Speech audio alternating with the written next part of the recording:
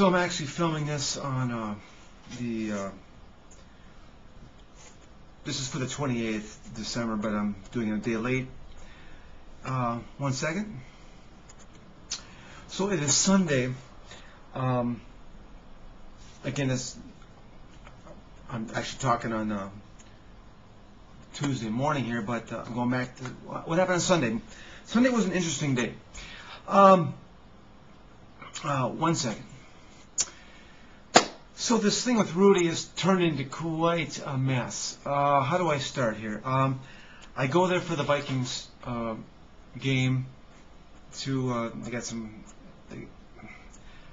I see Rudy there. He's saying he's got like he owes me. By the way, he owes me $300. I mentioned this in a previous link, and I assume to be some kind of investment. So.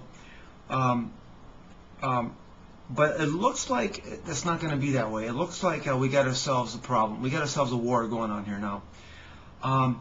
Because when he said come back that afternoon, he said come back that night. He'll have $150 of it, right? So I get there that night. One second. First, that afternoon, I made mention to that. Hey, it seems like the Burnsville fire may be kind of related to me. It seems like a kind of a coincidence how I have a crappy lunch, and maybe you bent me over, Rudy, and or something with my $300, and next thing you know, there's a big old fire in Burnsville, So he and Judy and the rest are doing some kind of innuendo that I should maybe not say that these things are related to me, because I don't want the police, to. I don't want to be talking to the police, It's like, well, evidently they haven't ever heard of what evidence is, because I think that 9/11 was also related to me too and stuff. There's actually a lot of school shootings that were related to me too. I mean, if there's a big line waiting for me to be interviewed, let's bring the evidence line up here and see what's going on, But so anyways, we get to that night. I leave and Rudy's already, he's already kind of like pissed me off a little bit. So we get to that night, and he shows me a big wad of money in his wallet. So he's like, he's like, I said, I just handed the money to me. He goes, hey, I hear you pissed off my sister. I hear you pissed off my sister, saying some jive or something. And I'm like, dude, man, whatever. I don't know what you're talking about, man. It's like, if it has been anything, it's been like a year or two. And so he's trying to stir up some jive, and it's all stirred up. It's basically so what's looked like what's happened is anyway. 1 second on this, but this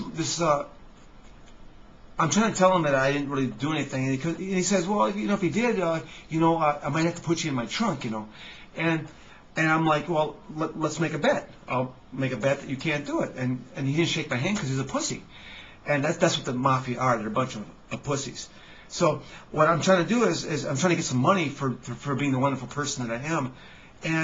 And so 1 second.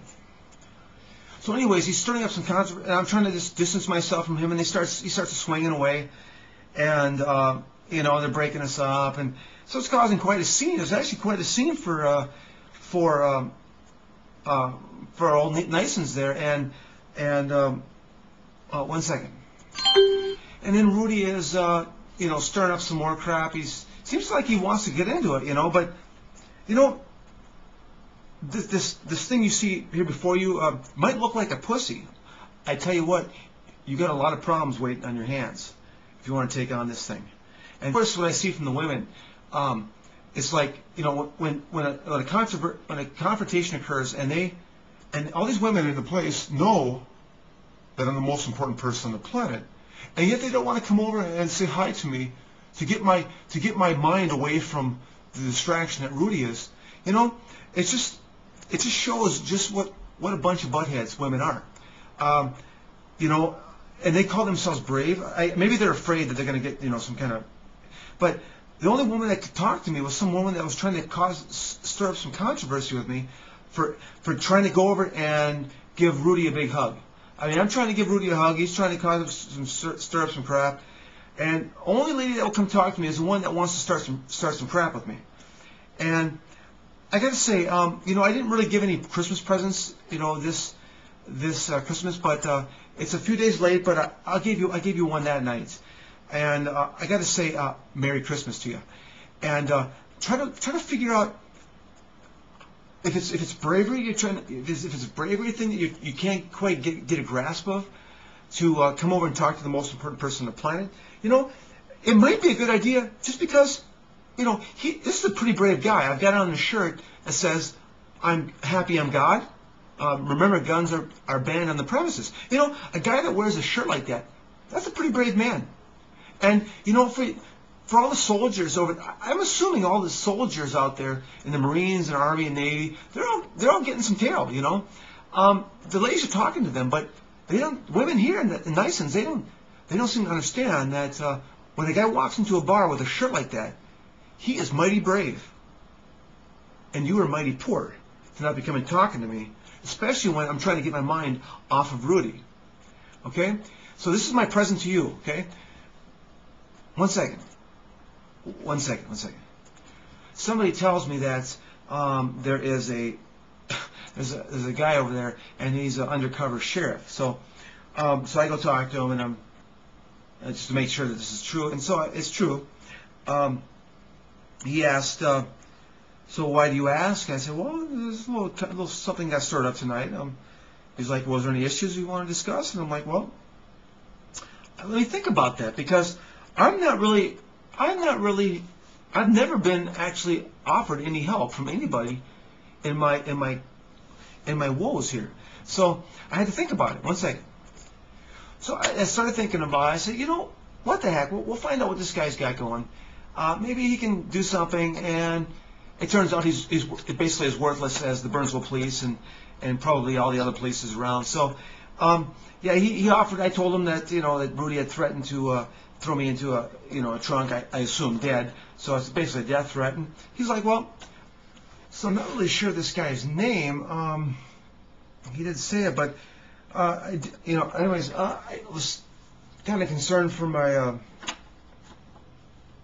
I thought I may mention that, you know, some guy maybe threatened to kill me, and he's like, yeah, maybe we should check that out. But so I asked, you know, can I get your contact information? He says, hey, excuse me, I gotta go dance. So yeah, he's dancing with his wife or something, and I know there's a younger lady kissing on him too. So I guess he was in for a menage or something, and I hope to God that wasn't his daughter, but it appeared to be, as he's got a little bit more concern on his mind for getting some tail than it is for my safety. So this is what I'm dealing with there at the police force. They're all worthless to me. So my safety is my own concern, it appears. So I gave him my phone number, and he never called me back. So this is just the way it is. So thank you, sir.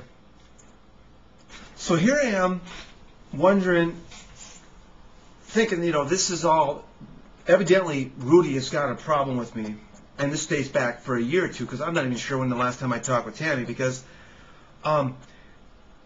it's been like a year at least I talked with. Anyways, so evidently Rudy has had a problem with me for a year or two, and yet now he uses this money as the catalyst for the driving force to protect his family. And I find that to be kind of a weasel way about protecting his family, is that he has to have some money of mine to act like a weasel, to not pay me, to show that he cares for his family. And that's really interesting to me. 1 second. So I pretty much kissed away this $300. I do not think that Rudy had ever intended to pay me back. What he has done, though, is he has created a problem with the most important person on the planet, that is me, God. And he's unaware of the things that I do with my mind. And I guess he's not aware of the fact that I'm really hard to kill. And to the ladies out there, damn, that's a brave guy that can do that stuff. So you probably should talk to that guy. This guy right here, Chris. Yeah, it's me. Yeah, you should probably talk to that guy, because God dang it, that guy's brave. I need to figure out a way to get my $300 back, and if he's not going to pay me, I need to figure out some entertainment value for that $300. So, evidently, one second. What we got going here, folks, is a genuine party, okay? And it entails the mafia versus me. And guess who's going to win? I guarantee you they're not going to be able to kill me, but they're going to be trying. And this is going to be a party. And we'll see what happens.